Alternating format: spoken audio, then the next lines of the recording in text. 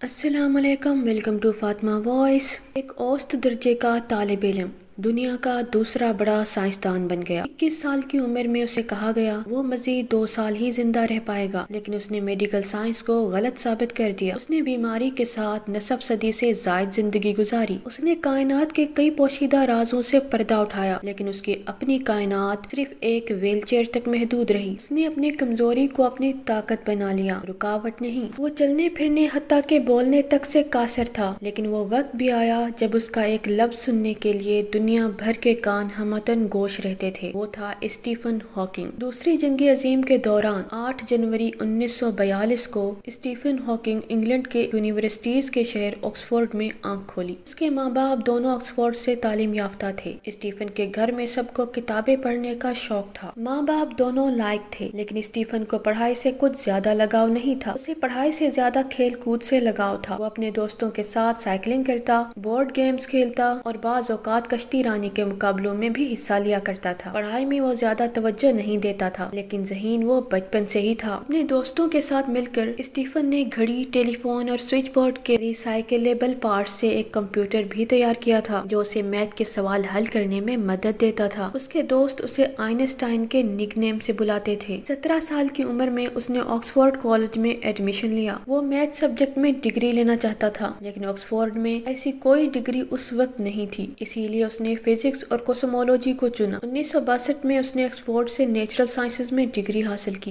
कोस्मोलॉजी में पीएचडी करने के लिए कैम्ब्रिज यूनिवर्सिटी में दाखिला लिया, लेकिन इसी दौरान उसकी सेहत खराब होना शुरू हो गई। स्टीफन बाज़ औक़ात चलते चलते गिर जाता था। बात करते करते उसकी आवाज लरजने लगती थी। स्टीफन ऐसी तब्दीलियों को सीरियस नहीं लेता था, लेकिन ये कमजोरी इतना बढ़ रही थी कि उसे इस सब को सीरियस लेना पड़ा। वो पीएचडी कर रहा था जब एक दिन वो चलते चलते अचानक गिर गया। उसे क्लिनिक ले जाया गया, जहां डॉक्टर्स ने मुआयना किया, चंद टेस्ट किए और फिर इस पर जाती जिंदगी का वो दर्दनाक राज खुला जिसने उसे हमेशा के लिए बदल दिया। उस वक्त स्टीफन 21 बरस का था, लेकिन उसे वो पेचीदा और रेयर बीमारी हुई जो अमूमन 50 बरस के बाद होती है और जिंदगी लेकर छोड़ती है। डॉक्टर्स ने स्टीफन को बताया कि वो मोटर न्यूरॉन डिजीज का शिकार हो गया है। मेडिकल लैंग्वेज में इसे ALS कहा जाता है। इस बीमारी का शिकार मरीज आहिस्ता आहिस्ता माजूर होते जाते हैं, फिर इनके एसाब नाकारा हो जाते हैं और दिमाग से इनका कनेक्शन कट जाता है। इस बीमारी की खबर स्टीफन और उसके घर वालों पर बिजली बनकर गिरी। डॉक्टर्स ने स्टीफन को बताया कि इसकी जिंदगी के बस 2 साल बाकी हैं। वो ज्यादा देर जिंदा नहीं रह पाएगा। स्टीफन ने इन्हीं दिनों एक डरावना ख्वाब देखा। उसने देखा कि उसे फांसी पर लटकाया जा रहा है। स्टीफन हॉकिंग के मुताबिक इस ख्वाब ने उसे मौत का एहसास दिलाया, तो उसे जिंदगी की ज्यादा कदर महसूस हुई। उसे लगा कि जिंदगी तो अभी खत्म नहीं हुई, अभी तो बहुत कुछ ऐसा है जो उसे करना है। इस बीमारी से पहले स्टीफन एक औसत दर्जे का तालिब इल्म था। डॉक्टर्स की दी गई 2 साल की मोहलत ने स्टीफन को एहसास दिलाया कि शायद वो पीएचडी करने तक जिंदा ना रह पाए, इसलिए उसने अपना पूरा फोकस रिसर्च की तरफ कर दिया। स्टीफन की बीमारी ने उसे पहले से ज्यादा कमजोर कर दिया था। अब वो एक छड़ी की मदद से चलता था, लेकिन उसने हिम्मत नहीं हारी। वो नॉर्मल लोगों की तरह ही जिंदगी गुजार रहा था। उसने 1965 में जैन वर्ल्ड से शादी की, जिससे उसके 3 बच्चे भी हैं, लेकिन जालिम बीमारी ने स्टीफन को कमजोर से कमजोर तर करना शुरू कर दिया था। वो 1969 तक स्टिक से होते हुए व्हील चेयर पर आन बैठा, लेकिन ये कोई आम व्हील चेयर नहीं थी। उसे एक साइंटिफिकली डिजाइंड व्हील चेयर मिली थी। उसी पर वो लिखता भी था, लेकिन उसके साथ एक मसला भी था। वो ये कि स्टीफन अपनी व्हील चेयर को इधर उधर दौड़ाता रहता था। वो अक्सर उसे कंट्रोल नहीं कर पाता था। एक बार उसने तेज रफ्तारी में व्हील चेयर बरतानवी फौजी शहजादा चार्ल्स के पांव पर भी चढ़ा दी थी। एक बार तो एक कॉन्फ्रेंस में व्हील चेयर दौड़ाते हुए वो गिर भी गया था। इस हादसे में उसके कूल्हे की हड्डी टूट गई थी। इस हादसे को याद करके स्टीफन अक्सर हंसता था। वो कहता था कि मैं एक बहुत बुरा ड्राइवर हूँ। बीमारी की वजह से उसे बोलने में भी मुश्किल पेश आती थी। फिर स्टीफन को निमोनिया हुआ और फेफड़ों के इन्फेक्शन की वजह से उसे सांस लेने में भी मुश्किल पेश आने लगी। उसके लिए फौरी ऑपरेशन करना पड़ा। इस ऑपरेशन से स्टीफन की जान तो बच गई, लेकिन बीमारी की वजह से उसकी आवाज मुकम्मल तौर पर बंद हो गई। ये स्टीफन के लिए बहुत बड़ा धचका था, लेकिन कैम्ब्रिज यूनिवर्सिटी ने इसका हल भी निकाल लिया। यूनिवर्सिटी یونیورسٹی میں اسٹیفن کے لیے خاص طور پر ٹاکنگ کمپیوٹر بنایا گیا۔ یہ کمپیوٹر اس کی ویل چیئر کے ساتھ ہی انسٹال کر دیا گیا۔ یہ ٹاکنگ کمپیوٹر دراصل اسٹیفن کی ہی الیکٹرانک وائس تھی۔ اسٹیفن اپنے ایک گال کے مسل کی ہلکی سی جنبش سے اس پر ٹائپنگ کرتا تھا۔ شروع میں ایک لفظ لکھتے ہوئے اس کی سانس پھول جاتی تھی، لیکن پھر رفتہ رفتہ وہ اس کا ایکسپرٹ ہوتا چلا گیا۔ اس پر وہ پہلے اپنے مطلب کے الفاظ سلیکٹ کرتا، پھر کمپیوٹر کی مدد سے یہ الفاظ الیکٹرانک وائس میں تبدیل ہو کر ایک اسپیکر کے ذریعے سننے والوں کے کان تک پہنچ جاتے۔ اسٹیفن نے اسی کمپیوٹر کی مدد سے بے حد مشہور کتابیں بھی لکھی تھی۔ اسی ٹاکنگ کمپیوٹر کے ذریعے ہی وہ اپنے لیکچرز تیار کرتا اور ڈیلیور بھی کیا کرتا تھا۔ اسٹیفن ایک نظریاتی سائنسدان کے طور پر جانا جاتا تھا۔ اسے سائنسی تصورات پر شرطیں لگانے اور ہار جانے پر کمال حاصل تھا۔ اس وجہ سے اس کے دوست اکثر اس کا مذاق اڑاتے تھے۔ اسٹیفن نے بہت سے سائنسی دعوے کیے جن میں سے کچھ سچ ثابت نہ ہو سکے، لیکن کچھ ایسے بھی تھے جنہوں نے سائنس کی دنیا میں تہلکہ مچا دیا۔ اسٹیفن جسمانی طور پر تو مکمل مفلوج تھا، لیکن اس کا دماغ غیر معمولی طور پر کام کرنے کے قابل ہو گیا تھا۔ ویل چیئر پر بیٹھے بیٹھے اس نے فزکس اور اسپیس سائنسز میں کئی نئے نظریات پیش کیے۔ اسٹیفن نے پہلے بلیک ہولز کی تھیوری بھی پیش کی، جس نے سائنسی دنیا میں ہلچل مچا دی تھی۔ بلیک ہولز مطلب خلا میں گھومتے ایسے دائرے جو پورے کے پورے نظام شمسی، ستاروں، سیاروں اور زمینوں کو ہڑپ کر جاتے ہیں، یہاں تک کہ وقت اور توانائی کو بھی۔ تو اسٹیفن نے کہا تھا کہ بلیک ہولز میں سیارے غائب بھی ہوتے ہیں اور نئے سیارے جنم بھی لیتے ہیں۔ بلیک ہولز ایسی شعاعیں خارج کرتے ہیں جو کائنات میں بڑی تبدیلیوں کا سبب بنتی ہیں۔ ان شعاعوں کو ہاکنگ ریڈیشن کا نام دیا گیا۔ ہاکنگ ریڈیشن کو کائنات کی دریافت میں ایک بڑی دریافت سمجھا جاتا ہے، لیکن جب پہلی بار اسٹیفن ہاکنگ نے بلیک ہول ریڈیشن کا نظریہ پیش کیا تو اس کے اپنے ہی ساتھیوں نے اس کی بات ماننے سے انکار کر دیا تھا۔ تاہم بعد میں مزید تحقیق سے ثابت ہو گیا اسٹیفن کا نظریہ درست تھا۔ اسٹیفن نے فارمولوں سے ثابت کیا کہ بلیک ہولز اتنے بھی بلیک نہیں جتنے نظر آتے ہیں۔ ان سے کچھ سفید ذرات بھی ہر وقت خارج ہوتے رہتے ہیں، لیکن یہ ذرات نہ ہونے کے برابر روشنی منعکس کرتے ہیں۔ اسی وجہ سے ان ذرات کا ابھی تک عملی مشاہدہ نہیں کیا جا سکا۔ اسٹیفن کے کچھ سائنسی نظریات بہت متنازع بھی رہے اور چند ایک بار وہ سائنسی نظریات پر لگائی گئی شرطیں ہارا بھی تھا۔ اسٹیفن نے 15 کے قریب کتابیں لکھی۔ کائناتی موضوعات پر لکھی گئی اس کی کتابوں نے اسٹیفن کو شہرت کی بلندیوں پر پہنچا دیا تھا۔ اسٹیفن نے اپنی بیٹی لوسی کے ساتھ مل کر سائنس اور ایڈونچر کے موضوعات پر بچوں کے لیے بھی 5 کتابیں لکھی۔ جہاں اسٹیفن نے خود نئی نئی دریافتیں اور دعوے کر رہا تھا، وہیں وہ ایک سائنسی ترقی سے پریشان بھی تھا، بلکہ یوں کہنا چاہیے کہ کسی حد تک خوف زدہ بھی تھا۔ اسٹیفن کو مصنوعی ذہانت آرٹیفیشل انٹیلیجنس پر سخت اعتراض تھا۔ جب امریکہ نے میدان جنگ میں خودکار روبوٹس پر تجربات کیے تو اسٹیفن کا خیال تھا کہ اس کے نتائج تباہ کن ہو سکتے ہیں۔ اسٹیفن نے ایک بار یہاں تک کہہ دیا کہ مصنوعی ذہانت کی ترقی انسانی نسل کا خاتمہ کر دے گی۔ اسٹیفن خود مصنوعی ذہانت کے خلاف تھا، لیکن دلچسپ بات یہ ہے کہ وہ ساری زندگی اسی مصنوعی ذہانت کا محتاج رہا۔ وہ جس کمپیوٹر کی مدد سے لوگوں سے بات کرتا تھا، وہ بھی مصنوعی ذہانت کے ذریعے ہی کام کرتا تھا۔ اسٹیفن کی خراب صحت اور خراب رویے نے اس کی ازدواجی زندگی کو بھی بہت متاثر کیا۔ حالانکہ اسٹیفن کی پہلی بیوی جین نے اس کا بہت ساتھ دیا تھا، وہ بیمار شوہر کی تیمارداری کے ساتھ 3 بچوں کی ذمہ داری بھی اچھی طرح نبھاتی رہی، لیکن افسوس کہ جین کی اتنی قربانیوں کے باوجود یہ شادی کامیاب شادی ثابت نہ ہو سکی۔ جین اپنے شوہر سے اتنا تنگ تھی کہ اس نے اسٹیفن کو ایک انا پرست اور بد اخلاق بچے جیسا قرار دیا۔ 1990 میں اسٹیفن نے اپنی اس بیوی کو طلاق دے دی جس سے اس نے محبت کی شادی کی تھی۔ پہلی بیوی سے علیحدگی کے 5 برس بعد 1995 میں اسٹیفن نے اپنی نرس ایلن میسن سے دوسری شادی کر دی، لیکن یہ شادی بھی زیادہ عرصہ نہ چل سکی۔ 2006 میں یہ شادی بھی طلاق پر ختم ہوئی۔ بہرحال اسٹیفن کی پہلی شادی اور محبت کی کہانی فلم میکرز کے لیے بہت پرکشش ثابت